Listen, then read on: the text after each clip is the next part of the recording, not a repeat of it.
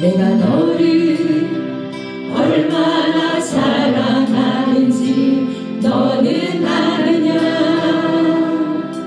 주님이 저와 여러분을 사랑하시는 내가 너를 얼마나 좋아하는지 너는 아느냐. 내가 너를 얼마나 기다렸는지 너는 아느냐. 너는 아느냐. 너는 아느냐. 너는 아느냐. 너는 아느냐. 내가 너를 얼마나 사랑하는지 너는 아느냐. 여러분, 우리 다 눈을 감고 가슴에 손 얹고 나를 사랑하시는 주님만 생각하세요. 나를 너무나 좋아하시는 주님만 생각하세요. 내가 너를 살리려고 나의 생명을 주었고 내가 너의 수치를 씻으려 나의 생명을 준 것은 아버지 예수님 너는 아느냐. 나의 은혜를 얼마나 주님의 은혜 잊어버리고 살았습니다. 내 사랑의 노래를 너는 아느냐. 너는 아느냐. 안녕하세요. 세계비전교회 신병식 목사입니다. 코로나 사태로 금요 기도회를 영상으로 가정에서 드릴 수 있도록 도움을 드리고 있습니다. 오늘 금요 기도회 큐티 말씀은 성경 누가복음 22장 51절 말씀입니다. 가룟 유다의 배신으로 인해서 예수님이 은 30냥에 팔리게 되었는데요. 이제 대제사장의 종들이 예수님을 잡으러 왔을 때 그때 일어난 사건입니다. 대제사장들의 종들이 예수님을 잡으려고 하자 의리의 사나이 베드로가 분을 참지 못하고 화가 나서 칼을 빼들었습니다. 그리고 예수님을 잡으려고 하는 대제사장의 종 말고라는 사람의 귀를 잘라버렸을 때에 예수님께서 뭐라고 말씀하시지요? 오늘 누가복음 22장 51절 말씀에 이것까지 참으라. 이것까지 참으라. 오늘 본문 제목이기도 한데요. 참 제목이 참 멋있어요. 앞으로 내가 세계 복음화의 주역이 될 텐데 그러면 별의별 일을 다 당할 텐데 이 정도는 참아야 큰 일을 해낼 수 있지 않겠느냐 라고 하는 주님의 마음이, 주님의 심정이 담겨 있는 말씀입니다. 우선 적용 질문 하나 해드릴게요. 우리들 교회에서 발간한 큐티는요, 적용 질문이 다른 큐티에 비해서 아주 탁월합니다. 그 적용 질문이 뛰어나면 삶의 변화가 일어나지요. 그래서 저희 교회에서도 5년 동안 이 우리들 교회 큐티인을 사용해 보니까 삶의 변화가 많이 일어나는 것 같아요. 우리는 살아가면서 베드로처럼 어떤 상황 속에서 가장 분이 나고 혈기가 납니까? 이게 적용 질문이에요. 우리는 살아가면서 베드로처럼 어떤 상황 속에서 가장 분이 나고 혈기가 납니까? 그러나 구원을 이루기 위해서, 구원은 이제 거룩을 추구하는 거지요. 구원을 완성시키기 위해서, 성숙을 위해서 내가 이것까지 참아야 할 것은 무엇입니까? 내가 이것까지 참아야 될 것은 무엇입니까? 큐티는 하나님의 말씀을 공부하거나 묵상하는 정도가 아니고요.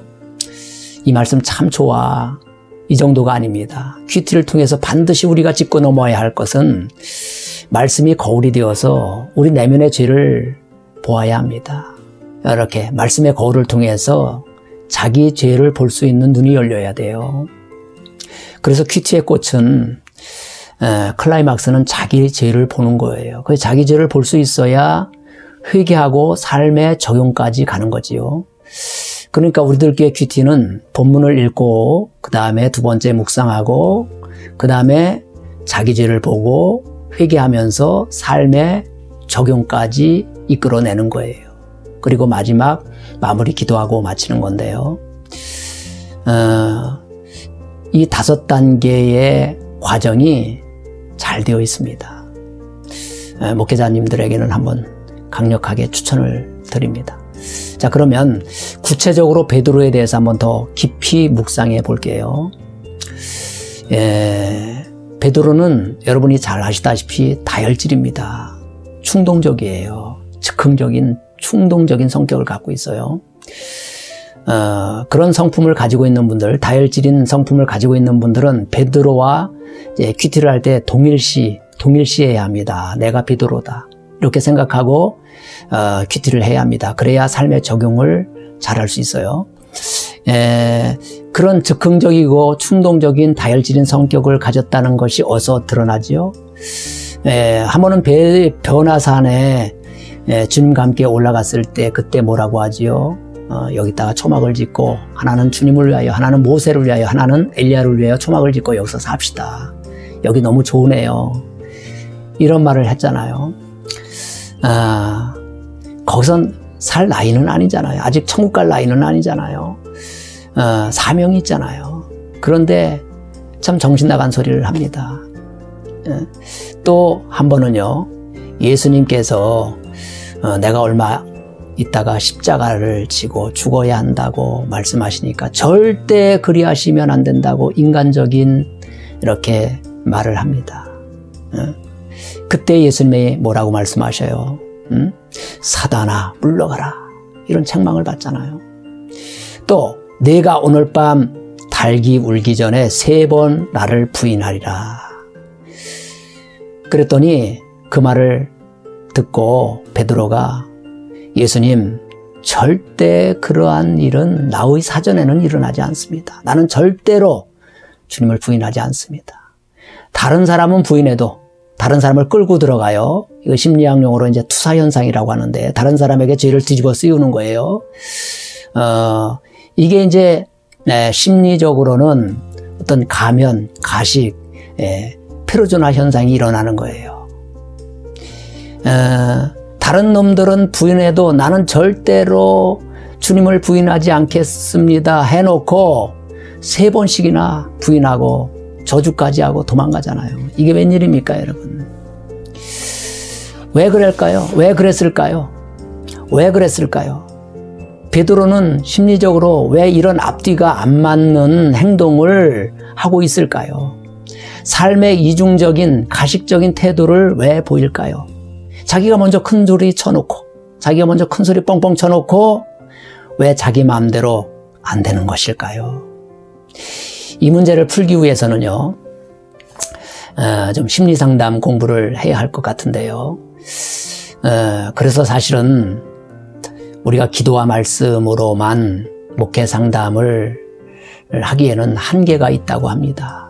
이 주장을 한 분이 총신대 교수인 이관직 교수님이 이런 주장을 하셨어요. 심리상담을 목회 상담에 도입해서 좀 효율적인 목회 상담을 해야 한다고 주장한 분인데요.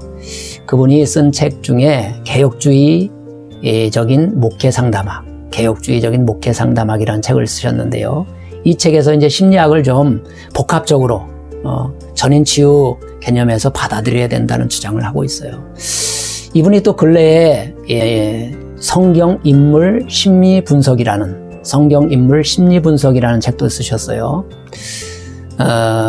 이 책에서 베드로의 성품을 분석하였는데요.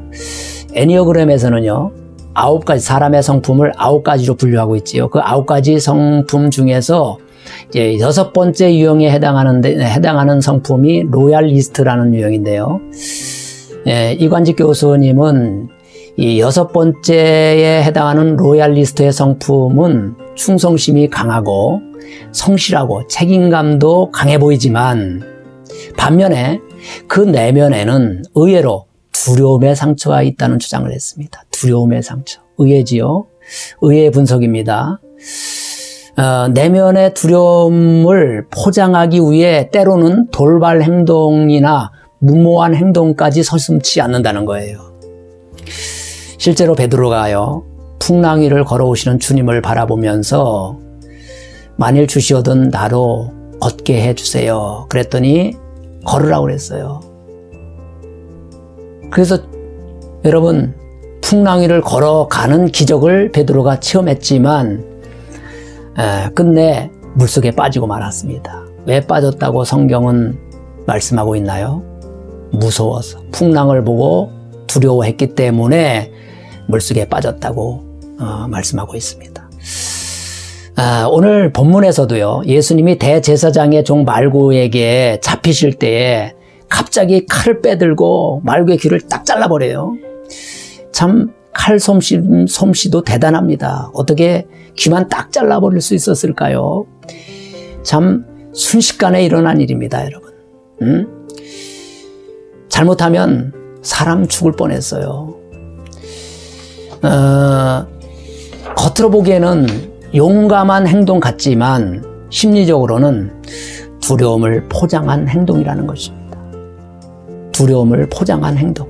두려움을 감추기 위하여 돌발적인 행동을 했다는 거예요. 정말일까요? 겉으로 보기에는 용감해 보이지만 정말 용감해 보이는 베드로에게 정말로 두려움의 상처가 있다는 것이 확실시되는 아주 종지부를 찍은 사건이 있습니다. 그 사건이 무엇일까요? 그렇게 큰 소리를 쳤던 사람이, 절대로 주님을 부인하지 않겠다고 하던 사람이 계집종 앞에서 같은 패라고 잡힐까봐 주님을 모른다고 3번이나 부인하고 안타깝게도 주님을 저주까지 하면서 도망가잖아요. 여러분, 이런 행동은 사실 베드로가 어린 시절에 어떤 내면의 두려움의 상처가 있다면 무의식적으로 일어난 행동으로 보입니다. 무의식적으로 일어난 행동으로 보여요. 순식간에 자기도 모르게 말과 행동이 일어납니다. 그러나 베드로는요, 그는 마가의 다락방에서 성령을 받고 가식과 거짓과 기만과 이 두려움이라는 상처를 벗어버리고 강하고 담대한 사람으로 변해버렸다는 것입니다. 베드로전서 5장 7절에 그는 이렇게 기록합니다. 자기의 경험을 토대로 신앙 고백을 한 건데요. 너희의 염려를 다 주께 맡겨버려라. 저가 너희를 권고하심이라. 옛날 성경에는 권고하심이라고 써 있는데요. 다시 번역한 성경에는 돌보아 주신다. 너희 염려가 뭐예요? 두려움 아닙니까? 두려움을 다 주께 맡겨버려라. 우리의 모든 문제, 가정, 사업, 직장, 자녀 문제까지 다 주께 맡겨버려라. 그러면 저가, 주님께서 우리의 두려움을 권고하신다. 돌보아 주신다는 말씀입니다. 성령을 받고 베드로는 자기 자신을 가장 잘 알았어요. 자기 안에 두려움이 있다는 것을 성령을 받고 깨닫게 되었습니다, 여러분. 그래서 여러분, 두려움의 상처는 하나님께서 성령을 통하여 이렇게 치유해 주십니다. 그리고 깨닫게 하십니다.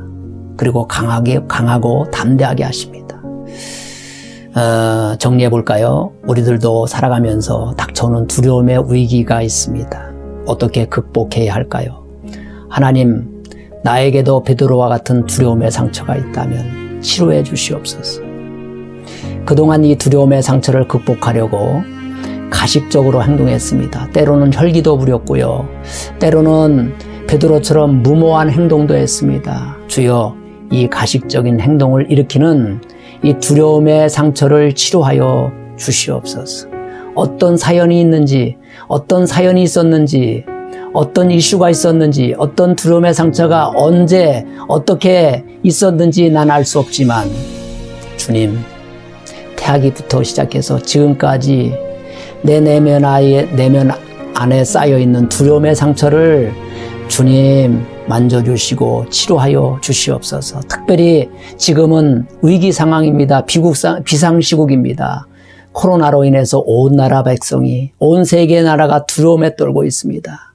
하나님, 풍랑을 잠잠케 하시고 코로나의 풍랑도 하나님 잠잠케 하여 주시고 이 고난을 통해서 온 나라 백성이 주님께 하나님 돌아오게 하여 주옵소서. 우상과 탐욕을 버리고 이 고난이 합력하여 선을 이루게 하여 주옵소서. 로마서 8장 28절 말씀대로 하나님을 사랑하는 자 곧 그 뜻대로 부르심을 입은 자들에게는 모든 것이 합력하여 선을 이룬다 했사오니 하나님, 우리에게 은혜를 베풀어 주시옵소서. 우리를 불쌍히 여겨 주시옵소서. 우리 찬양 한 곡 부르시면서 그렇게 기도했으면 좋겠습니다. 주여 우리의